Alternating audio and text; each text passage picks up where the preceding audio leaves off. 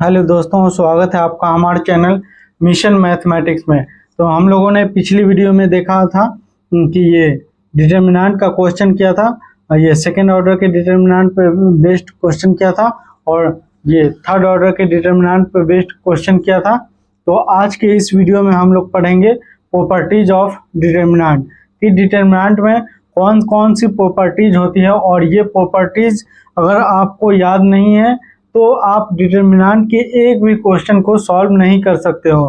तो इसलिए मेरे वीडियो में शुरू से लेकर के अंत तक बने रहें। तो चलिए आज के इस वीडियो को शुरू करते हैं।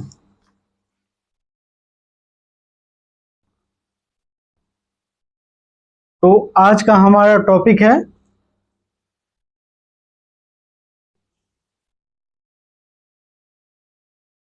प्रॉपर्टीज ऑफ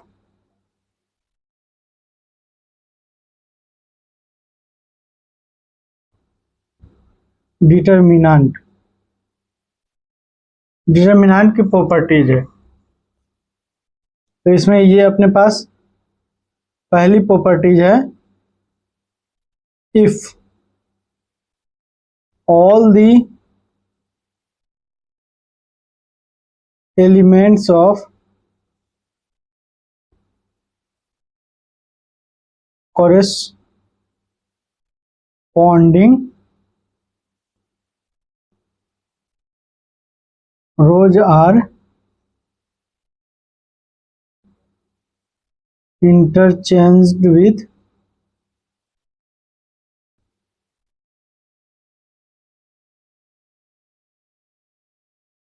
corresponding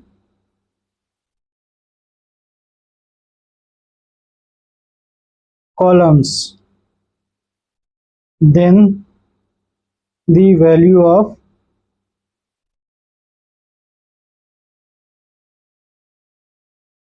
determinant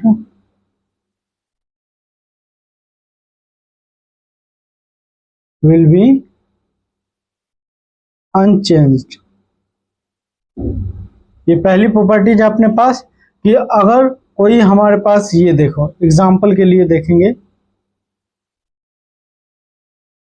ये जैसे अपने पास डिटर्मिनेंट है A B C X Y Z P Q R, ये अपने पास 3x3 का डिटर्मिनेंट है।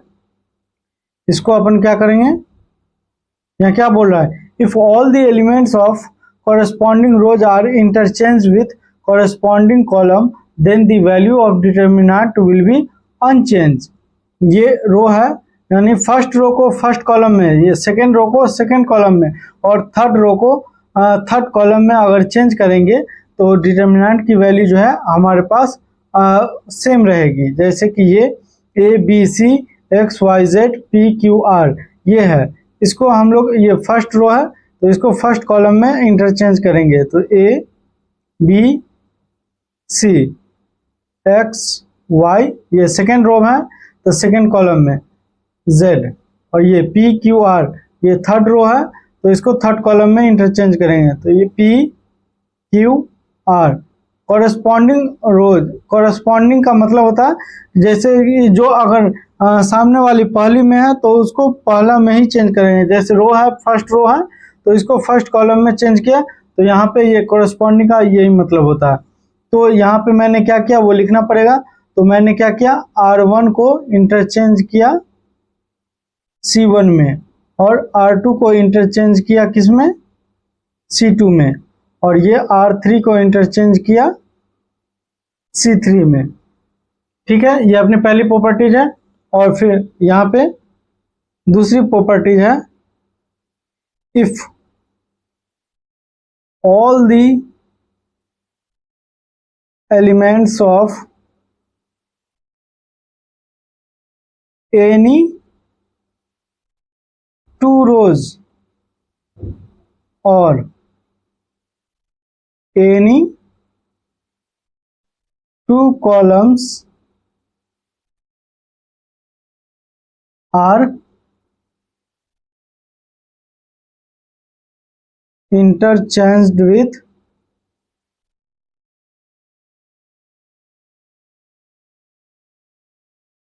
each other, then the value of determinant will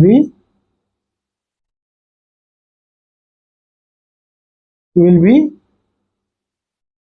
unchanged, but its sign change. ये कहता है if all the elements of any two rows or any two columns are interchanged with each other, then the value of determinant will be unchanged, but its sign change. मतलब यहाँ पे फिर example के द्वारा अपन लोग समझेंगे कि जैसे ये A B C X Y Z P Q R ये अपने पास है, तो इसमें क्या करेंगे कि क्या बोला है, कोई दो रो या कोई दो कॉलम को आपस में इंटरचेंज करेंगे तो उसकी वैल्यू चेंज नहीं होगी, लेकिन उसका साइन चेंज हो जाएगा। अब जैसे मैं यहाँ पे R1 को R2 में कन्वर्ट कर रहा हूँ, यह R1 है, इसको रो फर्स्ट को रो सेकेंड में लिखता हूँ, तो ए बी सी, फिर ये रो सेकेंड को रो फर्स्ट में लिखा एक्स वाई जेड, और ये रो थर्ड को एज इट इज उतार देंगे। तो ये हो गया। यहाँ पे मैंने क्या काम किया, R1 को इंटरचेंज किया R2 में, तो यहाँ पे वैल्यू इसकी सेम होगी, लेकिन यहाँ पे प्लस था तो यहाँ पे ये माइनस हो जाएगा, ये साइन है। अब यहाँ क्या किया, रो को चेंज किया, अब कॉलम को भी चेंज करेंगे तो भी अपने पास सेम होगी। यहाँ जैसे कि यहाँ C1 को C2 में कन्वर्ट करेंगे, तो यहाँ C1 अपने पास क्या है, ए एक्स पी, और C2 है बी वाई क्यू, तो यहाँ से B Y Q A X P, और यहाँ सी जेड आर, ये एज इट इज रह जाएगा। तो यहाँ पे मैंने इससे ये कन्वर्ट किया, तो यहाँ क्या किया, C1 को इंटरचेंज किया C2 से, तो भी वैल्यू चेंज नहीं होगी, लेकिन इसकी साइन की वैल्यू चेंज हो जाएगी। तो ये हुआ सेकेंड प्रॉपर्टीज। अब थर्ड प्रॉपर्टीज देखते हैं। If all the elements of any rows or any row or any column is equal to 0, then the value of determinant will be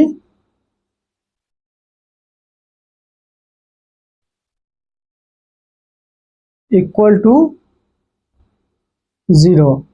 अगर कोई डिटर्मिनेंट का कोई रो या कॉलम 0 हो, जैसे ये 0 0 0 X Y Z P Q R, तो भी इसकी वैल्यू क्या होगी, यहाँ रो 0 हो या कॉलम 0 हो, उससे कोई मतलब नहीं है। अब यहाँ देखो 0 0 0 X Y Z P Q R, तो ये भी अपने पास 0 होगा। रो 0 हो या कॉलम 0 हो, तो वो उसकी वैल्यू 0 होगी। तो ये थर्ड प्रॉपर्टीज देख लिया। अब फोर्थ प्रॉपर्टीज देखेंगे कि फोर्थ प्रॉपर्टीज क्या है। तो अपने पास ये चौथी प्रॉपर्टीज है। If all the elements of any two rows or any two columns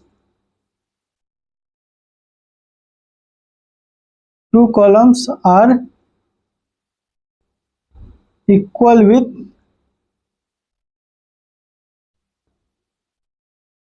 each other,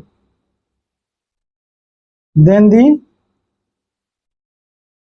value of determinant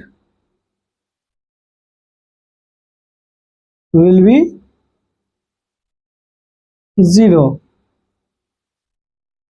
अब जैसे देखो यहाँ पे A B C X Y Z, और यहाँ पे फिर ये ए बी सी, यहाँ पे क्या है, रो फर्स्ट और रो थर्ड क्या है, ये सारा एलिमेंट 0 है, तो भी इसकी वैल्यू 0 होगी। अब ये A B C, A B C X Y Z, यहाँ पे कॉलम क्या है, C1 और C2 इक्वल है, तो भी इसकी वैल्यू 0 होगी। और ये पांचवी प्रॉपर्टीज है अपने पास,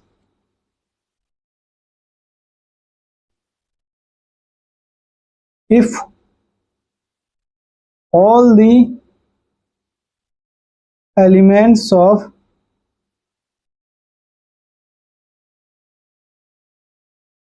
above or below or both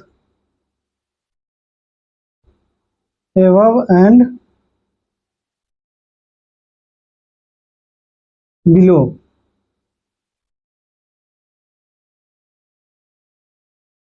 is equal to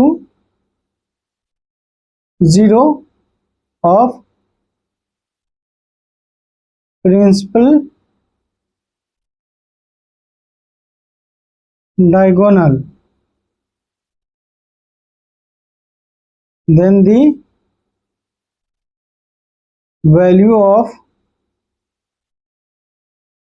determinant will be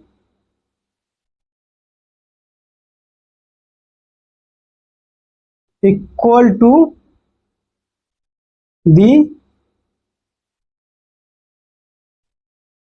product of the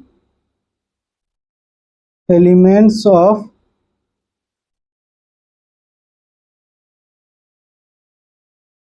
principal diagonal. अब ये देखो अपने पास example A B C X Y Z 0 0 0, ये लिया, या is equal to A B C 0 0 0 X Y Z, ये हुआ, या ए बी सी एक 0 0 0 0, यहाँ 0 यहाँ भी 0, तो ये क्या, यहाँ क्या बताया, क्या लिखा था, if all the elements of above और बिलो और both above and below is equal to 0 of principal diagonal, then the value of determinant will be equal to the product of the elements of principal diagonal। यहाँ क्या है, ये principal diagonal अपने पास ये है, और इसको secondary diagonal बोलते हैं। तो ये अपने पास A B C ये principal diagonal है, above का एलिमेंट 0 है, below का एलिमेंट 0 है, या both above एंड below दोनों का एलिमेंट 0 है, तो उस कंडीशन में अपने पास जो डिटर्मिनेंट का रिजल्ट आएगा वो हम लोग डायरेक्ट लिख सकते हैं। तो अपने पास ये डायरेक्ट आंसर क्या हो गया, product of the element of principal diagonal. तो क्या है, प्रोडक्ट ऑफ एलिमेंट ये प्रिंसिपल डायगोनल क्या है, ए बी सी, तो इसका प्रोडक्ट कर देंगे तो ए बी सी, ये अपना आंसर हो जाएगा। ऐसा देख करके हम लोग एक नंबर के क्वेश्चन में डायरेक्ट टिक कर सकते हैं अगर ऐसी प्रॉपर्टीज दी हुई हो तो। और फिर ये अपने पास 6th प्रॉपर्टीज है क्या, जैसे कि ये A B C X Y Z P Q R. अब ये क्या है, ये अपने पास 3x3 का डिटर्मिनेंट है, तो यहाँ पे अगर मल्टीप्लाई में m है, इसके भी मल्टीप्लाई में m है, इसके भी मल्टीप्लाई में m है।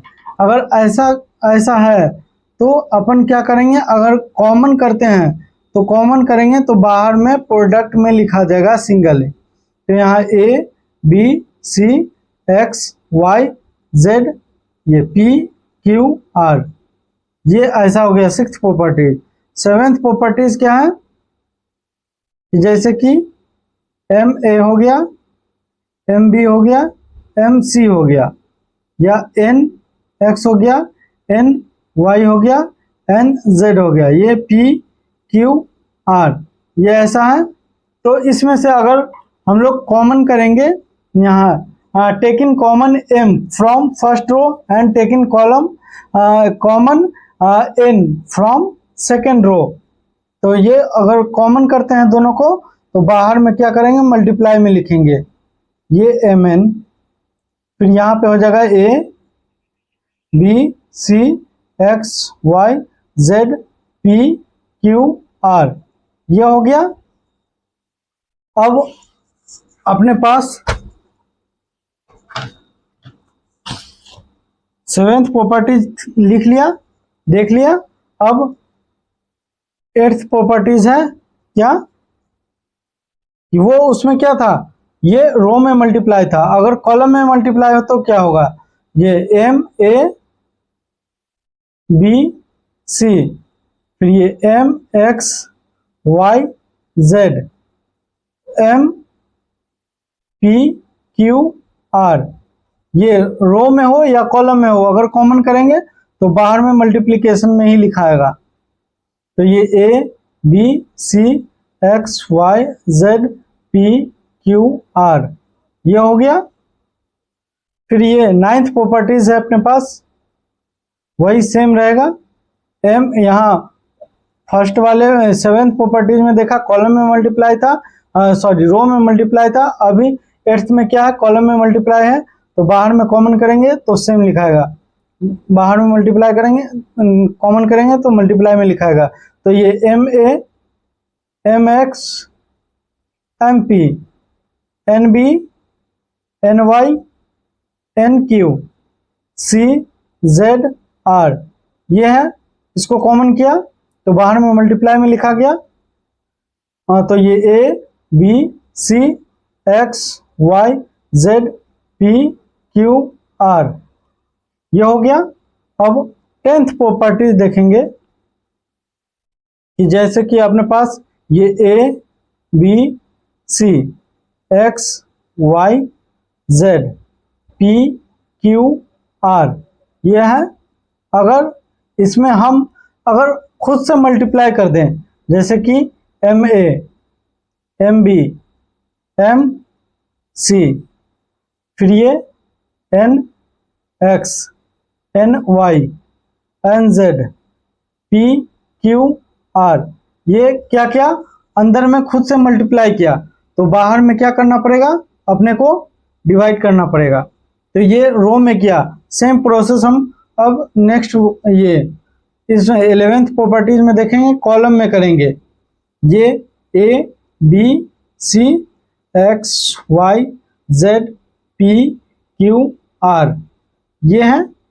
अब सेम क्या करेंगे, अगर कॉलम में मल्टीप्लाई हो, कॉमन ये कॉलम में मल्टीप्लाई करेंगे तो ये M A M X M P N B N Y N Q, फिर ये सी जेड आर, ये हो गया। तो बाहर में क्या करना पड़ेगा, अपने को डिवाइड करना पड़ेगा। तो ये 11th प्रॉपर्टीज है। और ये 12th प्रॉपर्टीज क्या होगा, जैसे कि यहाँ A B C X Y Z P Q R, ये है। अगर हम C1 और C2 को जोड़ना चाहें और ये C1 में लिखें, तो यहाँ पे क्या करें, ये C1 और C2 को जोड़ रहे हैं, तो A plus B X plus Y P plus Q, और फिर ये रो सेकेंड कॉलम के एलिमेंट को एज इट इज लिख देंगे सी जेड आर, ये हो गया। तो यहाँ पे क्या किया मैंने, C1 में लिखा, क्या किया C1 प्लस C2, ये ऐसे लिखना पड़ेगा आप लोग को। जब क्वेश्चन सॉल्व करोगे। और फिर ये 13th प्रॉपर्टीज क्या है अपने पास, जैसे कि A B C X Y Z P Q R ये है। अगर नेक्स्ट क्या किया, ऐड किया, अब सब्सट्रैक्ट करेंगे तो A minus B X minus Y P minus Q, ये B Y Q C Z R ये एज इट इज लिख दिया। तो यहाँ पे क्या किया, C1 में लिखा और ये C1 माइनस C2 किया, तो ये लिखना पड़ेगा। ये 13th प्रॉपर्टीज है अपने पास। और ये 14th प्रॉपर्टीज क्या है, ये जैसे कि अब यहाँ देखो a plus B X plus Y और फिर ये p प्लस क्यू, फिर ये b y q c z r ये ऐसे लिखा हुआ है। तो इसको हम लोग इंडिविजुअल कैसे करेंगे, सॉरी यहाँ पे ABC है, अगर इसमें ये L M N L M N ये ऐसा लिखा हुआ, तो हम इसको दो पार्ट में तोड़ सकते हैं। तो ये A B यहाँ से ये उतारेंगे A X P, फिर ये सेकेंड कॉलम के एलिमेंट को एज इट इज लिख देंगे B Y Q C Z R ये हो गया। यहाँ पे प्लस का साइन देंगे, फिर यहाँ पे ये वाली एलिमेंट को लिख देंगे L M N, फिर ये B Y Q C Z R ये इसको इस तरीके से लिख सकते हैं। फिर अब अपने पास जो कि ये लास्ट प्रॉपर्टीज है, ये 15th प्रॉपर्टीज, तो इसमें अगर यही रहे a minus L X minus M p minus n, फिर ये b y q c z r ये ऐसी रहे, तो इसको हम लोग सेम लिख सकते हैं। ये a x p b y q c z r, फिर यहाँ प्लस दिया था तो यहाँ पे माइनस देंगे L M N B Y Q C Z R ये हो गया अपने पास। ये 15th प्रॉपर्टीज लास्ट हो गया। तो ये टोटल हम लोगों ने 15 प्रॉपर्टीज देख लिए ये डिटरमिनेंट के। तो आने वाली नेक्स्ट वीडियो में आप लोग को इस प्रॉपर्टीज पे बेस्ड कुछ क्वेश्चन करने को मिलेंगे और मैं कुछ क्वेश्चन सॉल्व कराऊंगा आप लोगों को। अगर वीडियो अच्छी लगी हो तो वीडियो को लाइक कर देना, चैनल पे नए हो तो चैनल को जरूर सब्सक्राइब कर देना और बेल आइकन को भी प्रेस कर देना ताकि मेरे हर एक वीडियो की नोटिफिकेशन आप तक इजीली मिलती रहे। धन्यवाद।